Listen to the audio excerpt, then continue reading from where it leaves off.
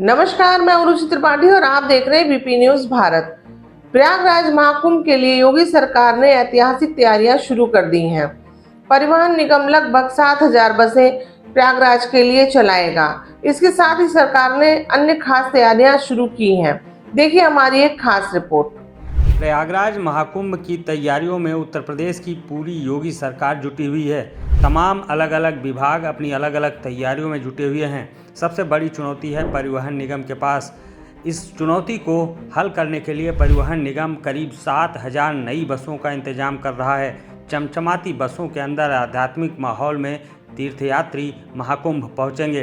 अंदर भजन की व्यवस्था होगी। इसके साथ ही जो बस स्टॉपेज हैं वहां पर भी खास इंतजाम किए गए हैं। उत्तर प्रदेश परिवहन निगम के एमडी के साथ बीपी न्यूज़ भारत के ब्यूरो चीफ अनूप त्रिपाठी ने खास बातचीत की। देखिए, उत्तर प्रदेश में महाकुंभ की तैयारियां जोरों पर हैं और सबसे बड़ी चुनौती है उत्तर प्रदेश परिवहन निगम के पास। क्योंकि लाखों करोड़ों जो श्रद्धालु पहुंचेंगे उन्हें प्रयागराज महाकुंभ तक पहुंचाना और फिर वहां से वापस उन्हें सकुशल उनके गंतव्य तक भेजना, ये एक बड़ी चुनौती है। हमारे साथ खास बातचीत के लिए हैं उत्तर प्रदेश परिवहन निगम के एमडी मासूम अली सरवर जी। सर, कितनी बड़ी चुनौती है? महाकुंभ, जैसा कि आप जानते हैं, पहला 2019 का अर्धकुंभ था, ये महाकुंभ है। महाकुंभ 12 वर्षों के बाद आता है और ये हमारे लिए बहुत बड़ा एक आध्यात्मिक धार्मिक उत्सव आयोजन अवसर है। परिवहन निगम को ये जिम्मेदारी दी गई है माननीय मुख्यमंत्री जी के स्तर से कि हमें 7,000 गाड़ियाँ चलानी हैं। गाड़ियाँ बिल्कुल नई हों, बेहतर तरीके से चलें, ब्रेकडाउन ना हो, हमारे जो क्रू हैं वो अपने पूरे ड्रेस में रहें, उनका व्यवहार बहुत अच्छा हो, मादक पदार्थों का सेवन करता हुआ कोई ना मिले। इन सब चीज़ों को दृष्टिगत रखते हुए तो हम लोग प्रत्येक दिन इसके लिए बेहतर प्रयास कर रहे हैं कि इस महाकुंभ पे आने वाले श्रद्धालुओं को जो भी हमारी परिवहन निगम की बसों में यात्रा करें उनको वो आध्यात्मिक एहसास जरूर हो, जिस एहसास से वो आ रहे हैं। उसके लिए लगातार तैयारी चल रही है। हमारे जो अस्थायी बस स्टेशन का निर्माण होता है या जो बाकी हमारे निर्माण कार्य थे, वो हमारे निर्माण कार्य लगभग 98% पूर्ण हो चुके हैं, यानी लगभग पूर्ण हो चुके हैं। तो हम लोग 31 अक्टूबर तक हम लोगों का टारगेट था, तो हम लोगों ने वो कार्य पूर्ण कर लिया है। और जो हमें अपना डिप्लॉयमेंट करना है कार्मिकों का, उनका डिप्लॉयमेंट भी हमने अभी से शुरू कर दिया है, जिससे कि महाकुंभ के अवसर पर वो जाएँ तो तब तक वो फैमिलियराइज हो चुके हों आसपास के क्षेत्रों से, जिससे कि किसी प्रकार की कोई दिक्कत ना आए। कंट्रोल रूम की बेहतर व्यवस्था की जाएगी। हमारे बसों में हम प्रयास ये कर रहे हैं कि जितनी बसें वहाँ पे लगाई जाएं, सभी में लोकेशन डिवाइस भी लगी हो, जिससे कि प्रत्येक गाड़ी का लोकेशन हम लोग यहाँ से बैठ कर करके और आरएम का जो कंट्रोल रूम हो वहाँ से बैठ कर करके सभी की लोकेशन भी देखी जाए, जिससे कि एक सुरक्षित सुगम यात्रा का जो एक हम लोगों का उद्देश्य है वो पूरा हो जाए। सर, बसों के अंदर कुछ अगर हम बात करें, खास इंतजाम किए जा रहे हैं, भजन आदि की व्यवस्था, या फिर वहाँ पर कुछ ऐसा उनको सजाया संवारा जा रहा है कि लोग बैठें तो आनंदित होकर पहुँचें वहाँ तक, महाकुंभ तक, और वापस जाएं। दूसरा सवाल, जो स्टेशन होंगे उन स्टेशन पर किस तरह की व्यवस्था होगी? जैसा कि आप जानते हैं कि एक बड़ा अवसर था राम मंदिर के उद्घाटन का, जो जनवरी में हुआ था।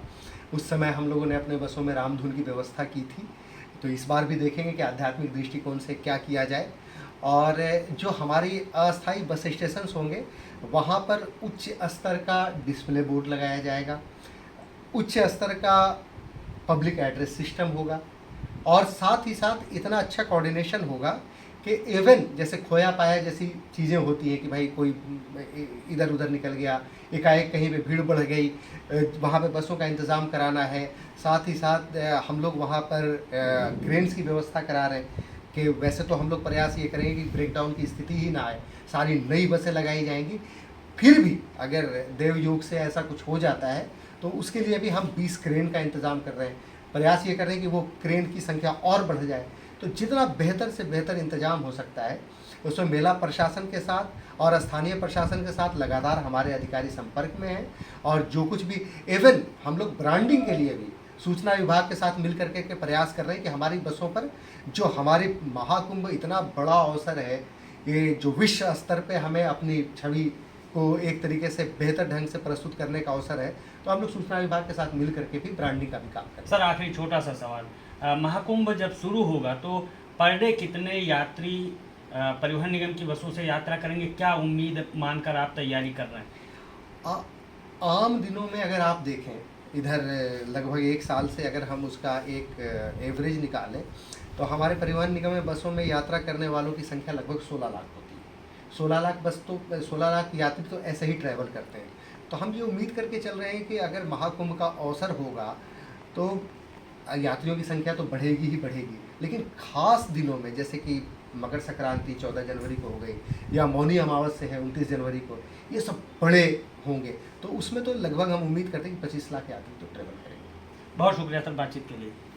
आप थे मासूम अली सरवर जी, उत्तर प्रदेश परिवहन निगम के एमडी हैं। उन्होंने बताया कि क्या खास इंतजाम है। जिस तरह से अयोध्या में श्री राम जन्मभूमि मंदिर का जब प्राण प्रतिष्ठा हुई थी भव्य तरीके से, उस दौरान तमाम तैयारियां की गई थी उत्तर प्रदेश परिवहन निगम की बसों में, ठीक उसी तरह से तैयारियां की जा रही। लेकिन ये और बड़ा अवसर है, एक वैश्विक मेला कह सकते हैं, प्रयागराज का महाकुंभ जो होने जा रहा है। इसलिए परिवहन निगम के पास बड़ी चुनौती है और तैयारी भी बड़ी है।